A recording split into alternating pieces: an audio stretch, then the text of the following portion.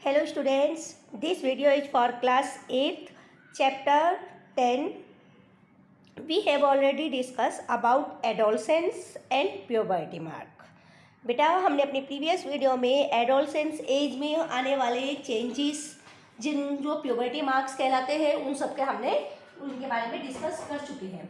तो बेटा आज की वीडियो में हम पढ़ेंगे सेकेंडरी सेक्सुअल कैरेक्टर्स।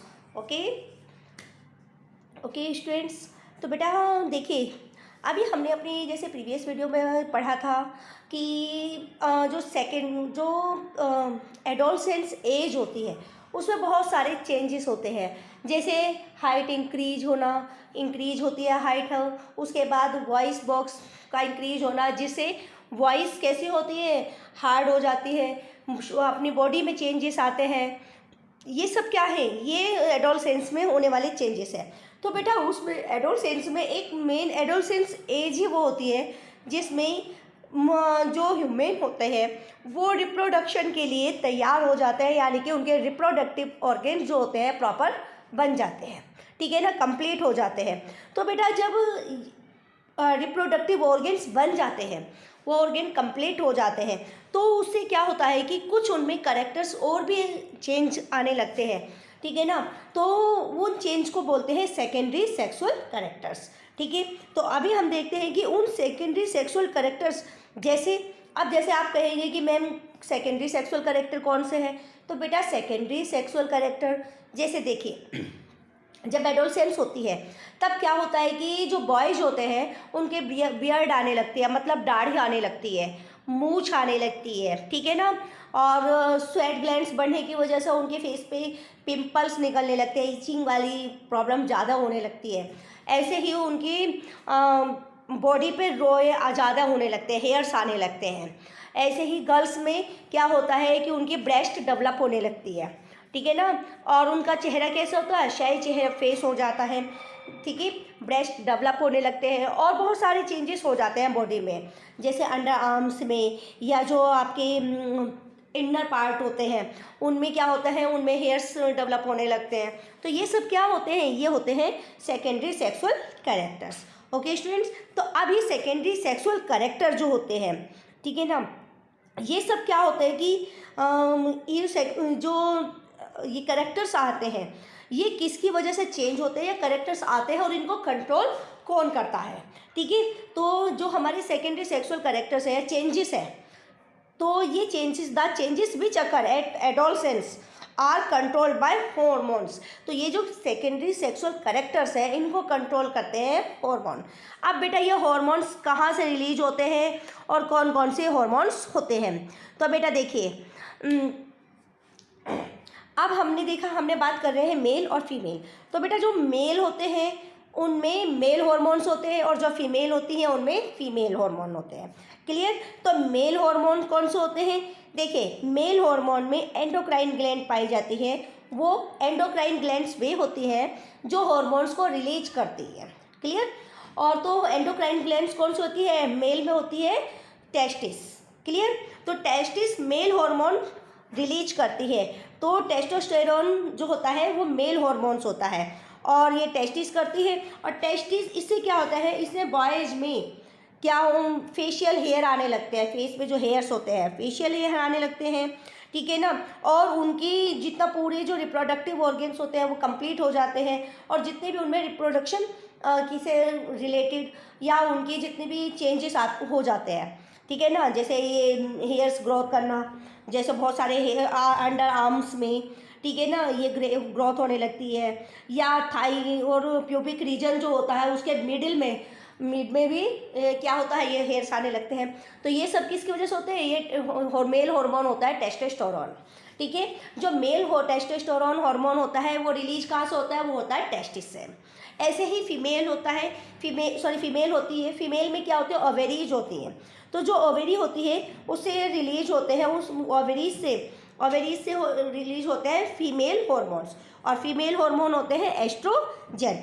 एस्ट्रोजन से क्या होता है, वही हॉर्मोन्स कंट्रोल करते हैं या उनकी वजह से वो होते हैं कैरेक्टर्स आते हैं, जैसे ब्रेस्ट डेवलप होती है, ब्रेस्ट डेवलप होने लगती है, उनके बाद मिल्क सिक्रेटिंग ग्लैंड्स, यानी कि मेमरी ग्लैंड जो होते हैं जिससे मिल्क बनता है, वो ग्लैंड वो उसमें डेवलप हो जाती है, किसके अंदर, ब्रेस्ट के अंदर, ठीक है ना।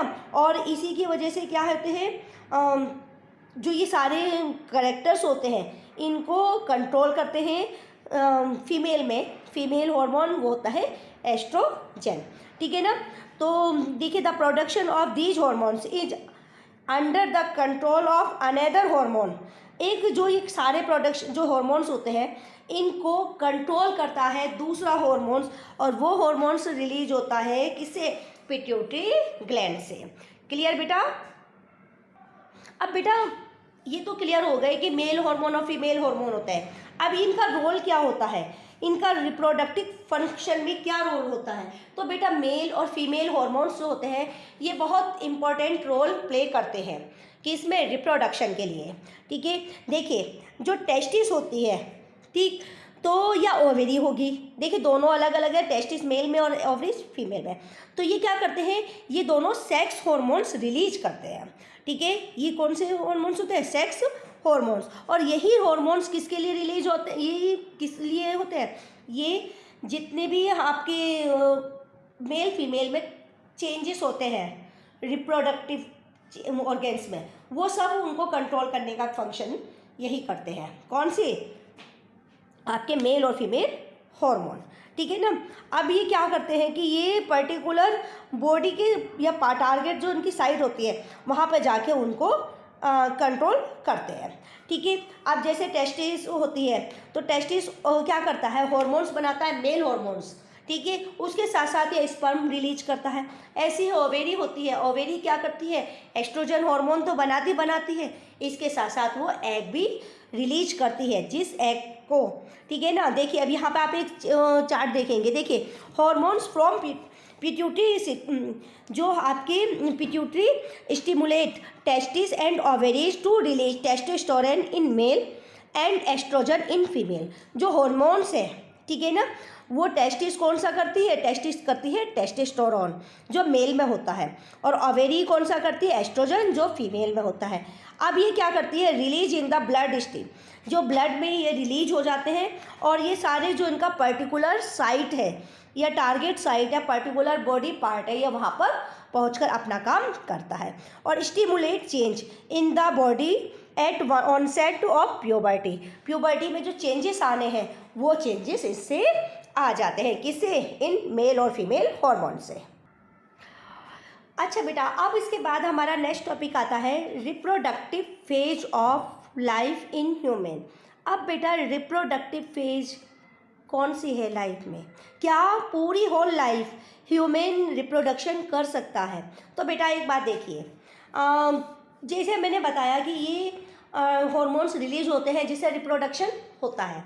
तो बेटा ऐसे ही एक फेज होती है, जैसे आपकी गर्ल्स में आए, हम फीमेल की बात करते हैं, तो इनमें फीमेल की जो रिप्रोडक्टिव फेज है, देखिए in female the reproductive phase of life begin at puberty, ठीक है। प्यूबर्टी से स्टार्ट होती है लगभग 10 से लेकर 12 ईयर्स की एज में, ठीक है, and generally last till as of approximately 45 to 50, यानी कि 10-12 साल की उम्र से लेकर वो 45 या 50 तक की एज तक रिप्रोडक्शन के लिए एबल होती है, ठीक है। देखिए रिप्रोडक्शन कब होता है, जब उसमें क्या होता है कि जो वो एग बन रहे होते हैं, यानी कि वो एक उसमें एक लाइफ, वो एक साइकिल चल रही होती है जिसे हम मेंस्ट्रुएशन साइकिल बोलते हैं।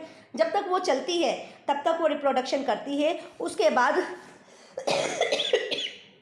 फीमेल रिप्रोडक्शन नहीं कर सकती। तो हम देखते हैं, देखिए वो क्या हो साइकिल कौन सी होती है। देखिए the ovum begin to mature with onset of puberty. One ovum mature and is released by one of the ovaries once in about 28 to 30 days. देखिए ओवम जो होते हैं वो मैच्योर होते हैं, ठीक है ना, वो रिलीज होते हैं किससे, ओवेरी से 28 से 30 डेज के बीच अबाउट। ड्यूरिंग दिस पीरियड, अब ये जो पीरियड होता है, the wall of uterus become thick, और जो ये वॉल होती है, यूट्रस की वॉल होती है, वो मोटी हो जाती है। एंड रिसीव द एग, और जो एग आ रहे हैं, जो बना रही है ओवेरी, जो एग रिलीज कर रही है 28 से लेकर 30 दिन तक, वो रिलीज 28 से 30 दिन के बीच रिलीज करती रहती है। जो रिलीज करती है वो जो थिक वॉल है यूट्रस की, वो उसमें जाकर वहाँ पर जाकर इकट्ठे होते चले जाते हैं, ठीक है ना। In case the it is fertilized and begin to develop, ठीक है ना। और इससे क्या होती है, वो जो बिगिन हो जाती है, बढ़ती रहती है और डेवलप होने लगती है।